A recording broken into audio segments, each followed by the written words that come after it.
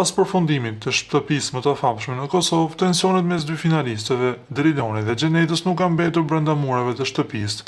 Përkundërzi, konflikti mes tyre ka marrë për masa publike dhe ligjore. Gjithçka nisi kur Xheneta publikoi disa biseda private që sipas saj zbulojnë anën e vërtetë të Drilonit, një version krejt ndryshe nga ai që publiku kishte parë gjatë gjithë spektaklit. Teksa ty fliste me përbuzje për Xhenetën, për te Bigut ai kërkonte me ngulm të takoheshin. Driloni paralajmëroi masë ligjore, teksa me ironi u kthye tek gishti i mesit pasi videot u hoqën nga Xheneta. Kjo e fundit reagoi ashpër dhe me tonë ironike ndaj Drilonit, duke i quajtur atë një fitues të shpikur që u përball me realitetin prej letre. Në një postim në Instagram ajo ka publikuar një mesazh thumbues ku sqaron se personi në fjalë kishte dhënë vetë pëlqimin për publikimin, dhe sa ankesa për shkelje të privatësisë është hedhur poshtë nga institucioni zyrtar përkatës. Nuk ka shkelje, nuk ka hetim. Rasti pa bazë, citohet tek e thënë institucioni.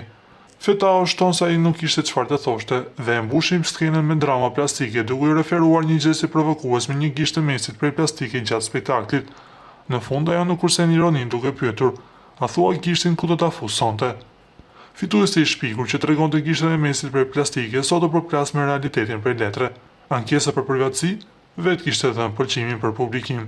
Institucioni zyrtar tha troç: "S'ka shkelje, s'ka hetim." Pra ai që s'kishte çka me thënë, e mbushi skenën me drama plastike, po tani që erdhi vendimi. "A thua gishtin ku do ta fusonte?" reagoi ashpër në profilin e saj zyrtar Instagram Xheneta Fetahu.